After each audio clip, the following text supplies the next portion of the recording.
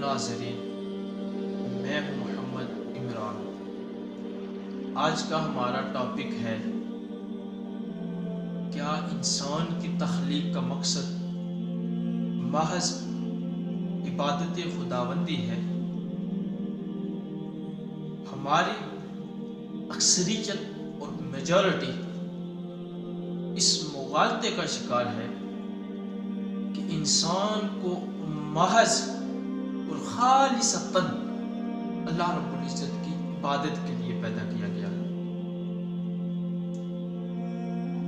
اور اگر ہماری اکثریت سے پوچھا جائے کہ اللہ رب العزت نے ہمیں کیوں پیدا کیا ہے، تو وہ دلیل کے طور پر قرآن مجید کی یہ آیہ مبارکہ پیش کرتے ہیں کہ اللہ رب العزت نے انسان کی تخلیق کا مقصد قرآن میں کچھ یوں فرمایا کہ وَمَا خَلَقْتُ الْجِنَّ وَالْإِنسَ إِلَّا لِيَعْبُدُونَ، کہ ہم نے انسانوں اور جنوں کو صرف اپنی عبادت کے لیے پیدا کیا ہے، لہٰذا انسان کی تخلیق کا مقصد صرف عبادت خداوندی ہے۔ حالانکہ یہ ایک بہت بڑا مغالطہ ہے، انسان صرف عبادت کے لیے نہیں پیدا کیا گیا ہے۔ اگر انسان کی تخلیق کا مقصد صرف اور خالصتاً عبادت خداوندی ہوتا تو یہ کام انسان سے پہلے فرشتے بڑے احسن طریقے سے سر انجام دے رہے تھے۔ انسان تو نیکیاں کم گناہ زیادہ کرتا ہے، اور فرشتے اللہ رب العزت کی معصوم مخلوق وہ گناہ سے بالکل مبرہ اور منزہ ہے، ان سے گناہ کا صدور محال ہے، ان کا اوڑھنا بچھونا سونا جاگنا حتیٰ کہ ان کی سانس بھی ذکر الہی کے ذریعے چلتی ہے، وہ دما دم ہر آن ہر لمحہ ہر لحظہ ذکر الہی میں مشغول رہتے ہیں۔ پھر انسان کی تخلیق کا مقصد کیا ہوا؟ اب ہمیں اس پر غور کرنا ہے۔ اس بات میں کوئی شک نہیں کہ انسان کی تخلیق کا مقصد عبادت بھی ہے۔ جس طرح اس ظاہری جسم کو خوراک کی، اناج کی، غلے کی ضرورت ہوتی ہے، اسی طرح ہماری روح کو بھی تندرست اور توانا رہنے کے لیے عبادت خداوندی کی ضرورت ہوتی ہے۔ اس بات سے کسی کو انکار نہیں کہ انسان کی تخلیق کا مقصد عبادت خداوندی ہے، لیکن صرف عبادت خداوندی کو کل کا کل دین تسلیم کر لینا اور بس یہی سمجھ لینا کہ اللہ رب العزت کی عبادت ہی کل کا کل دین ہے، کل کا کل دین عبادت میں سمٹ کر رہ گیا ہے، یہ غلط بات ہے، یہ غلط تصور اور غلط نظریہ ہے۔ دین کا ایک بہت بڑا حصہ معاملات پر بھی مشتمل ہے، جس کو ہم نے بالکل پس پشت ڈال دیا ہے، اور معذرت کے ساتھ ہمارے دیندار طبقے نے عبادات پر اتنا زور دیا، لوگوں کو اتنا فورس کیا کہ ہمارے لوگ اچھے عابد اور اچھے زاہد اور اچھے حاجی تو بن گئے، لیکن معاملات میں ڈنڈی مارنے والے، اور لوگوں کو عبادات کی طرف مائل کرنے میں علماء کی یہ محنت کافی حد تک رنگ بھی لائی۔ آج پاکستان حجاج کرام کے اعتبار سے پہلے نمبر پر ہے، سب سے زیادہ حاجی پاکستان میں پائے جاتے ہیں، لیکن معذرت کے ساتھ ہم معاملات میں دیانتداری میں 160 نمبر سے بھی آگے ہے۔ کئی غیر مسلم ممالک دیانتداری میں ہم سے آگے ہیں، ہم ان سے بہت پیچھے ہیں۔ اور آپ کی معلومات کے لیے یہ بھی عرض کرتا چلوں کہ ہمارا پڑوسی ملک بنگلہ دیش جو ہم سے ہی الگ ہوا، وہ بھی ہم سے دیانتداری میں آگے ہے۔ ہم نے عبادات کو ہی سب کچھ سمجھ لیا اور معاملات کو عبادات سے جدا کر دیا، معاملات الگ اور دین کو الگ سمجھا۔ یہ بہت بڑی غلط فہمی ہے۔ معاملات اور عبادات دونوں ایک ہیں۔ جس طرح ایک عابد کا مقام ہے، اسی طرح سے ایک تاجر کا مقام بھی ہے۔ اسلام دونوں کو قدر کی نگاہوں سے دیکھتا ہے۔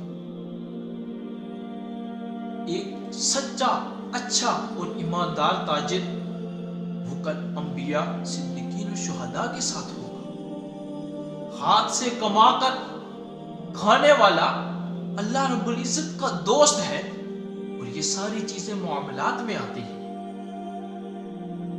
ہم نے معاملات کو عبادات سے جدا سمجھا ہے، حالانکہ یہ دونوں ایک ہیں، یہ دونوں لازم و ملزوم ہیں۔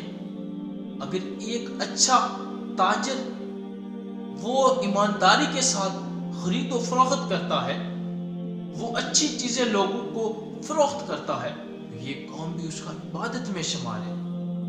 یہ ہمیں کسی دیندار طبقے نے آج تک نہیں بتایا کہ بھائی معاملات اگر اچھے ہوں تو یہ بھی عبادت میں شامل ہے۔ ہم نے محض عبادات پر ہی زور دیا، معاملات کو کیوں بلا دیا؟ جس کا نتیجہ ہم یہ بھگت رہے ہیں کہ آج ہمارا سیاستدان کرپٹ ہو چکا ہے۔ آج ہمارا جو تاجر ہے اس پر کوئی غیر مسلم اعتبار کرنے کے لیے تیار نہیں۔ آج جو ہمارا ٹیچر ہے وہ اپنے معاملات میں ڈنڈی مار رہا ہے۔ وہ ملک و قوم کے جو سرمایہ دار ان کے پاس موجود تھے وہ ان کی صحیح تربیت نہیں کر رہا ہے۔ کسی نے اگر استاد کو اس کی اہمیت بتائی ہوتی، اس کو بتایا ہوتا کہ تمہارا یہ قوم عبادت ہے، تو وہ اس کو باحسن سر انجام دیتا۔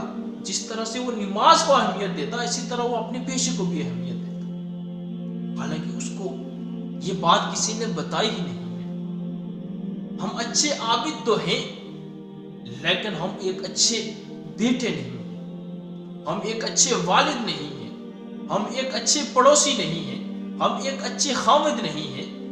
آج کل جو ہمارا بیویوں کے ساتھ رویہ ہے، اور کچھ لوگ یہاں تک کہہ دیتے ہیں کہ بیویاں تو جوتیوں کی مانند ہوتی ہیں، جب دل چاہا اتار کے پھینک دی۔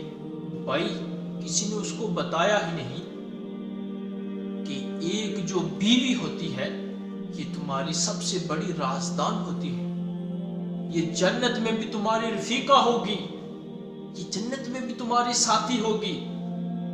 اس کے ساتھ رحم و کرم والا معاملہ کرو اور اس کے بارے میں اللہ سے ڈرتے رہو، یہ بھی عبادت ہے۔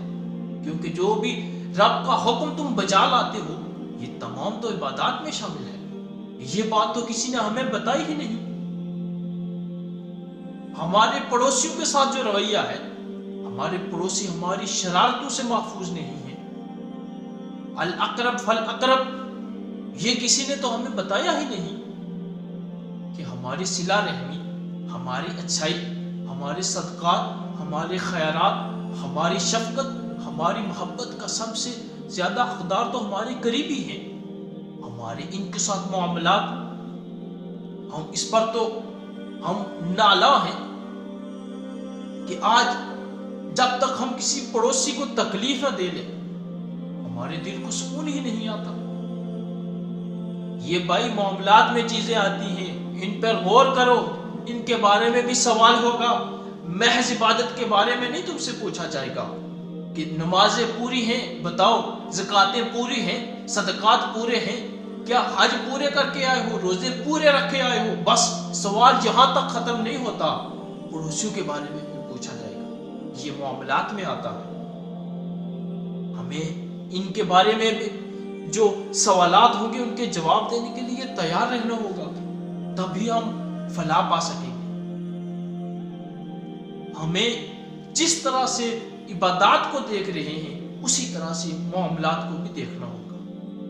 اگر ہم انسانیت کی معراج کو نہیں پہنچ سکتے, کم از کم انسان تو بن کے رہے.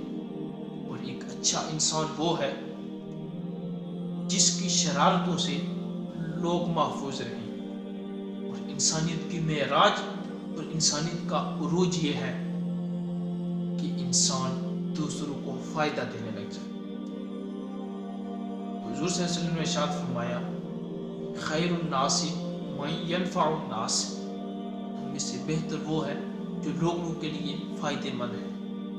لوگوں کے لیے ہمیں فائدے مند بننا ہوگا.